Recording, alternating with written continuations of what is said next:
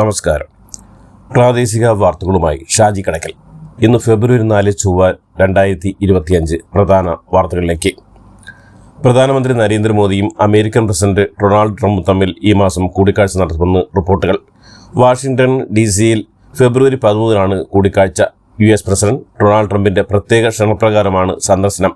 ഈ മാസം 12, 13 തീയതികളാണ് മോദി അമേരിക്ക സന്ദർശിക്കുന്നത്. ഫ്രാൻസ് സന്ദർശനത്തിന് ശേഷം ഫെബ്രുവരി 12 വൈകുന്നേരമാണ് മോദി അമേരിക്കയിലെത്തുക. 2 ദിവസം അവിടെ തങ്ങുന്ന മോദിക്ക് വൈറ്റ് ഹൗസ് സന്ദർശനമടക്കം മറ്റ് ഔദ്യോഗിക പരിപാടികളുമുണ്ട്. മോദിക്ക് വൈറ്റ് ഹൗസിൽ അത്താഴ വിരുന്നൊരുക്കുമെന്നും സൂചനയുണ്ട്. അമേരിക്കയിലേക്കുള്ള ഇന്ത്യൻ ഉൽപ്പന്നങ്ങളുടെ കയറ്റുമതി തിരിവയിലും അനധികൃത കുടിയേറ്റ വിഷയത്തിലും പ്രധാനമന്ത്രിയും അമേരിക്കൻ പ്രസിഡന്റും തമ്മിൽ നടക്കുന്ന കൂടിക്കാഴ്ചയിൽ ചർച്ച നടക്കുമെന്നാണ് കരുതുന്നത്. UPA-ക്കോ NDA-ക്കോ രാജ്യത്തെ തൊഴിലില്ലായ്മ പരിഹരിക്കാൻ കഴിഞ്ഞിട്ടില്ലെന്ന് പ്രതിപക്ഷ നേതാവ് Rahul Gandhi. Make in India എന്ന ആശയം നല്ലതായിരുന്നുവെങ്കിലും ഇത് നടപ്പാക്കുന്നതിൽ പ്രധാനമന്ത്രി നരേന്ദ്രമോദി പരാജയപ്പെട്ടെന്നും അദ്ദേഹം ലോക്സഭയിൽ പറഞ്ഞു. അതിവേഗം വളർന്നിട്ടും തൊഴിലില്ലായ്മ പരിഹരിക്കാനായില്ല എന്നത് നമ്മൾ നേരിടുന്ന സാർവത്രികമായ പ്രശ്നമാണെന്നും രാജ്യത്തെ ഉൽപ്പാദന മേഖലയുടെ വിഹിതം 2014 15.3% നിന്ന് 12.6%-എത്തിയെന്നും 60 വർഷത്തെ ഏറ്റവും കുറഞ്ഞ നിരക്കാണെന്നും രാഹുൽ പറഞ്ഞു. കേന്ദ്രം ഭരിക്കുന്ന BJP സർക്കാർ കേരളത്തെ അവഗണിക്കുന്നതിൽ വലിയ പ്രതിഷേധം രേഖപ്പെടുത്തേണ്ടതുണ്ടെന്നും ഒരു സംസ്ഥാനത്തിന് അവകാശപ്പെട്ടതാണ് നിഷേധിക്കുന്നതെന്നും മുഖ്യമന്ത്രി പിണറായി വിജയൻ. കേരളത്തോട് എന്തുമാകാമെന്ന നിലപാടാണ് കേന്ദ്രത്തിൽ നിന്നും എയിംസ് ഇതുവരെ കേരളത്തിന് നൽകിയില്ലെന്നും വിഴിഞ്ഞം തുറമുഖത്തിന് ഒരു സഹായവും നൽകിയിട്ടില്ലെന്നും വയനാടിൻ്റെ കാര്യത്തിലും യാതൊരു പ്രഖ്യാപനവും നടത്തിയിട്ടില്ലെന്നും വന്യജീവി സംഘർഷം ഇല്ലാതാക്കാനുള്ള സഹായം ചോദിച്ചിട്ടും കേട്ട ഭാവമില്ലെന്നും സംസ്ഥാനത്തിൻ്റെ ഭാഗമാകേണ്ടവർ വികടനയങ്ങൾ പറയുന്നുവെന്നും അദ്ദേഹം കുറ്റപ്പെടുത്തി. കണ്ണൂരിൽ CPM ജില്ലാ സമ്മേളനത്തിൻ്റെ സമാപനത്തോട് സംബന്ധിച്ച് പൊതുസമ്മേളനം ഉദ്ഘാടനം ചെയ്ത് സംസാരിക്കുകയായിരുന്നു അദ്ദേഹം. കേരളം പിന്നോക്കമാണെന്ന് പ്രഖ്യാപിച്ചാൽ കൂടുതൽ സഹായം നൽകാവുന്ന പ്രതികരണത്തിൽ നിന്ന് മലക്കം മറിഞ്ഞ് കേന്ദ്രമന്ത്രി ജോർജ് കുര്യൻ. കൂടുതൽ സഹായത്തിനായി കേരളത്തോട് ധനകാര്യ കമ്മീഷനെ സമീപിക്കാനാണ് പറഞ്ഞതെന്നും അതിനുശേഷമേ സർക്കാരിന് തീരുമാനമെടുക്കാനാവുമെന്നാണ് ഉദ്ദേശിച്ചതെന്നും ജോർജ് കുര്യൻ പറഞ്ഞു. അടുത്ത നിയമസഭാ തെരഞ്ഞെടുപ്പിൽ 100-ലേറെ സീറ്റുകൾ നേടി ഇടതുപക്ഷം അധികാരത്തിൽ വരുമെന്ന് CPM സംസ്ഥാന സെക്രട്ടറി MV ഗോവിന്ദൻ. ഒരു പാർട്ടി നേതാവുമല്ല ജനങ്ങളുമാണ് അനിവാര്യമായിട്ടുള്ളതെന്നും ശരിയല്ലാത്ത ഒരു നിലപാടിനെയും പാർട്ടി അംഗീകരിച്ചില്ലെന്നും MV ഗോവിന്ദൻ വ്യക്തമാക്കി. മുസ്ലിം ലീഗ് ഉൾപ്പെടെയുള്ള ജമാഅത്ത് ഇസ്ലാമിയെയും SDPI-യുടെയും തടങ്കലാണെന്നും അദ്ദേഹം CPM കണ്ണൂർ ജില്ലാ സമ്മേളനത്തിൻ്റെ സമാപന യോഗത്തിൽ കൂട്ടിച്ചേർത്തു.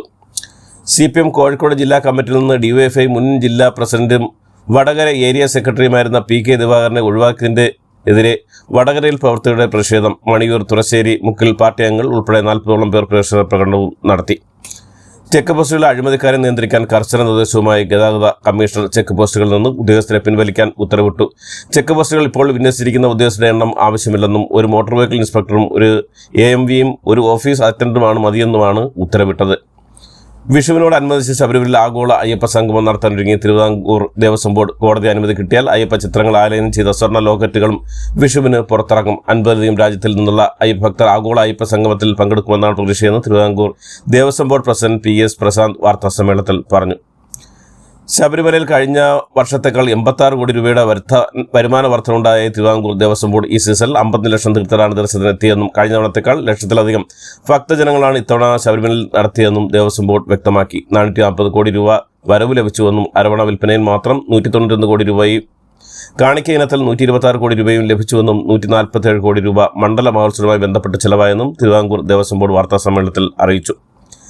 സംസ്ഥാനത്ത് ഇന്ന് കേന്ദ്ര കാലാവസ്ഥാ വകുപ്പ് ഉയർന്ന താപനില മുന്നറിയിപ്പ് പുറപ്പെടുവിച്ചു. ഒറ്റപ്പെട്ടയിടങ്ങളിൽ സാധാരണയേക്കാൾ 2 ഡിഗ്രി മുതൽ 3 ഡിഗ്രി വരെ താപനില ഉയരാൻ സാധ്യതയെന്ന് കേന്ദ്ര കാലാവസ്ഥാ വകുപ്പിന്റെ മുന്നറിയിപ്പ്. ഉയർന്ന താപനിലയും ഈർപ്പമുള്ള വായുവും കാരണം ചൂടും അസ്വസ്ഥതയുമുള്ള കാലാവസ്ഥയ്ക്ക് സാധ്യതയുണ്ടെന്നും അറിയിപ്പിൽ വ്യക്തമാക്കുന്നു.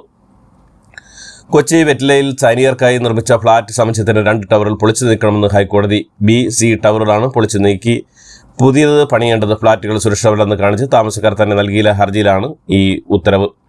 കൊച്ചിയിലെ മാലിന്യം തള്ളുന്ന ബ്രഹ്മപുരത്ത് ഇപ്പോൾ വേണമെങ്കിൽ ക്രിക്കറ്റ് കളിക്കാമെന്ന് മന്ത്രി MP രാജേഷ്. ബ്രഹ്മപുരത്ത് മേയർ M അനിൽകുമാറിനും PV ശ്രീനിജൻ MLA-ക്കുമൊപ്പം ക്രിക്കറ്റ് കളിക്കുന്ന ചിത്രങ്ങൾ ഫേസ്ബുക്കിൽ പങ്കുവച്ചുള്ള പോസ്റ്റിലാണ് മന്ത്രി ഇക്കാര്യം പറഞ്ഞത്. കൊച്ചി നഗരസഭയും സംസ്ഥാന സർക്കാരും ഏറെ പഴികേട്ട സംഭവമായിരുന്നു ബ്രഹ്മപുരം മാലിന്യ പ്ലാന്റിലെ തീപിടുത്തം. ദിവസങ്ങളിൽ നീണ്ട പരിശ്രമത്തോടിലാണ് തീ അണയ്ക്കാൻ ആയത്.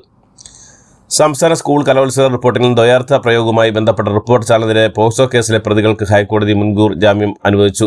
Consultancy editor K Arunkumar, reporter Shahabaz Ahmed എന്നിവർ സമർപ്പിച്ച ഹർജിയിലാണ് ജസ്റ്റിസ് PV കുഞ്ഞികൃഷ്ണന്റെ ഉത്തരവ്. ഇതേ കോടതി പ്രതികൾക്ക് നേരത്തെ ഇടക്കാല ജാമ്യവും അനുവദിച്ചിരുന്നു. ക്യാൻസർ പ്രതിരോധത്തിനും ചികിത്സയ്ക്കുമായി സംസ്ഥാന ആരോഗ്യവകുപ്പ് ആരോഗ്യം ആനന്ദം അകറ്റാം അർബുദം എന്ന പേരിൽ ഒരു ജനകീയ ക്യാൻസർ പ്രതിരോധ ക്യാമ്പയിൻ ആരംഭിക്കുന്നതായി ആരോഗ്യവകുപ്പ് മന്ത്രി വീണ ജോർജ് അറിയിച്ചു. ക്യാമ്പയിന്റെ സംസ്ഥാനതല ഉദ്ഘാടനം ലോക ക്യാൻസർ ദിനമായ ഇന്ന് ഫെബ്രുവരി 4 വൈകുന്നേരം ടാഗോർ തിയേറ്ററിൽ വെച്ച് മുഖ്യമന്ത്രി നിർവഹിക്കും.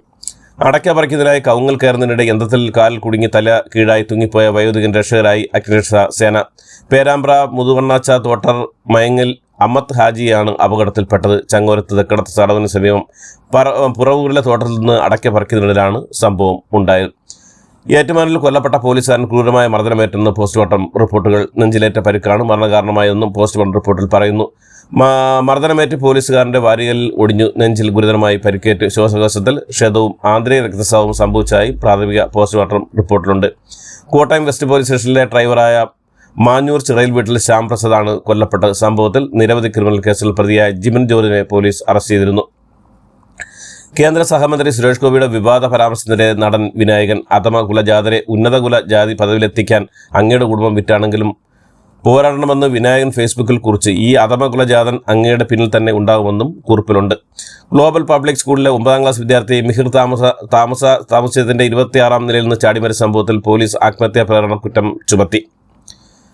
നിക്കാഹ് കഴിഞ്ഞ് 3ാം നാൾ മലപ്പുറത്ത് 18-കാരി ജീവനൊടുക്കി 19-കാരനായ ആൺ സുഹൃത്ത് ആത്മഹത്യയ്ക്ക് ശ്രമിച്ചു. ആമയൂർ സ്വദേശി ഷൈമ സിൻവർ ആണ് മരിച്ചത്. ഇക്കഴിഞ്ഞ വെള്ളിയാഴ്ചയായിരുന്നു ഷൈമയുടെ നിക്കാഹ് നടന്നത്. അതേസമയം പെൺകുട്ടിയുടെ ആൺ സുഹൃത്തായ 19-കാരനെ കൈഞ്ഞരമ്പ് മുറിച്ച് ആത്മഹത്യ ശ്രമിച്ച നിലയിൽ കണ്ടെത്തിയതിന് പിന്നാലെ ആശുപത്രിയിലേക്ക് മാറ്റി. ഇയാൾ ഇപ്പോൾ അപകടനില തരണം ചെയ്തിട്ടുണ്ട്.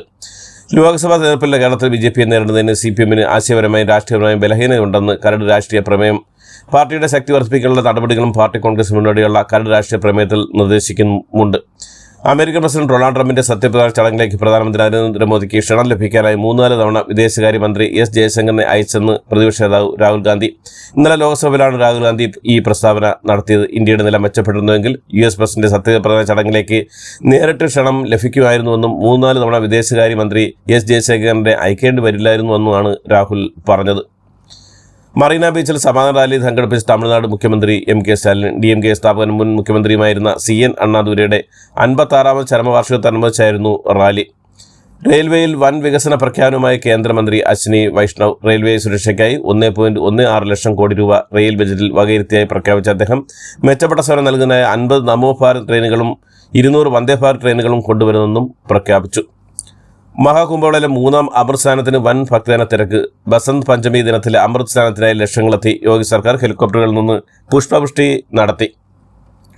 മഹാകുംഭമേളയിൽ പങ്കെടുക്കുന്നതിനായി ഭൂട്ടാൻ രാജാവ് ജിഗ്മേയ കേസർ നാഗൽ വാക്ചൂക്ക് എത്തി. മുഖ്യമന്ത്രി യോഗി ആദിത്യനാഥ് രാജാവിനെ സ്വീകരിച്ചു. അയോധ്യയിൽ ദളിത് യുവതി ക്രൂരമായി ബലാത്സംഗം ചെയ്ത് കൊലപ്പെടുത്തിയ സംഭവത്തിൽ 3 പ്രതികളെ പോലീസ് അറസ്റ്റ് ചെയ്തു. കുംഭമേളയ്ക്കുണ്ടായ ദുരന്തം ചർച്ച ചെയ്യണമെന്നാവശ്യപ്പെട്ട് പാർലമെന്റ് ഇരുസഭകളിലും പ്രതിഷേധം. കോൺഗ്രസ് സമാജ്വാദി പാർട്ടി MPമാർ നടുത്തളമിറങ്ങി പ്രതിഷേധിച്ചു. ചർച്ച അനുവദിക്കാതിരുന്ന സ്പീക്കർ പാർലമെന്റ് സ്തംഭിച്ചു. ജനങ്ങളുടെ നികുതിപ്പണം MPമാർ പാഴാക്കരുതെന്ന് പറഞ്ഞു. ദില്ലി നിയമസഭാ തെരഞ്ഞെടുപ്പുള്ള പ്രചരണത്തിന് വാശിയേറിയ അന്തരീക്ഷത്തിൽ തിരശീല വീണു. മുഖ്യ തെരഞ്ഞെടുപ്പ് കമ്മീഷൻ BJPക്കായി പ്രവർത്തിക്കുകയാണെന്ന് അരവിന്ദ് കെജ്രിവാൾ പ്രചരണം അവസാനിപ്പിച്ച് നടത്തിയ വാർത്താ സമ്മേളനത്തിൽ ഉന്നയിച്ചു. ഇതോടുകൂടി ഇന്നത്തെ വാർത്തകൾ അവസാനിക്കുന്നു. എല്ലാവർക്കും നന്ദി, നമസ്കാരം.